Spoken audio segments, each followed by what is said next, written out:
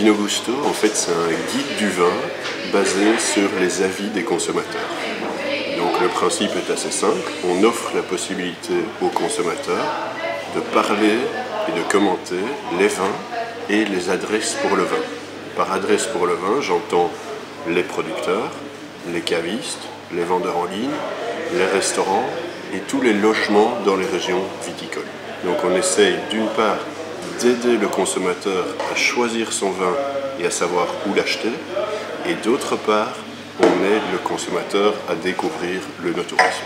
On a près de 20 000 utilisateurs enregistrés, et parmi ces utilisateurs, on en a toute une série qui vont contribuer rarement, et puis on a une série de passionnés qui ont des centaines et même des milliers d'avis et de notes de dégustation.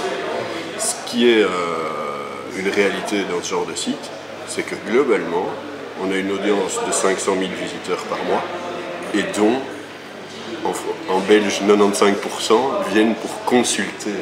Et seulement 5% de ces gens font la démarche de participer et de partager de l'information. On parle souvent du danger d'un biais ou du danger de commentaires mal intentionnés, et ainsi de suite. Et en fait, il faut savoir que les gens qui font l'effort de publier des commentaires sur Internet, d'ajouter des vins, d'ajouter l'adresse d'un vigneron qui recommande, sont des gens bien intentionnés et courageux, qui ont été séduits par quelque chose et qui font la démarche de partager cette info. Alors, est-ce qu'il y a des gens malhonnêtes?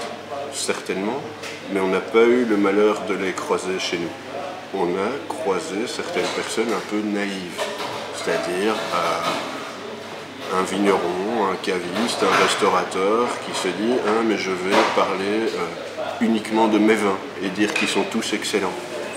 C'est pas grave, il est tout à fait possible que tous ces vins soient excellents, mais si on ne parle pas des vins de ses collègues vignerons ou de ses collègues cavistes, on n'est pas tellement crédible, vu qu'on ne parle que de ses propres productions. Mais globalement, ce qui est important, c'est pas tant le fait qu'un vin ait 3 étoiles sur 5 ou 5 étoiles sur 5, parce que c'est relatif par rapport aux gammes de prix, aux appellations ou autres, mais des indications certaines, c'est le fait que, oui ou non, on parle d'un vin. Oui ou non, des gens qui ont acheté un vin, même à 5 € en grande surface, disent « j'en étais content, je le rachèterai ». Donc mon idée au niveau de Vino Gusto, c'est de dire on peut commencer à s'exprimer sur le vin en parlant de la première bouteille qu'on a achetée dans la linéaire de sa grande surface. On va prendre goût, on va commencer à lire les avis d'autres, et on va passer de la grande surface au caviste du coin. On va passer du caviste du coin à une première visite chez un vigneron.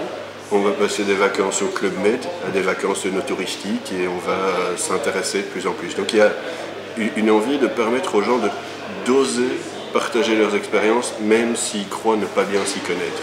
Et c'est comme ça qu'on peut grandir dans le plaisir de découvrir le vin. L'avenir pour Vino Gusto, j'ai beaucoup de signes positifs, et donc je vois les choses progresser dans la bonne direction, avec une reconnaissance croissante, aussi bien par les utilisateurs, donc internautes, consommateurs, que par les acteurs du monde du vin, qui considèrent Vino Gusto comme un partenaire crédible.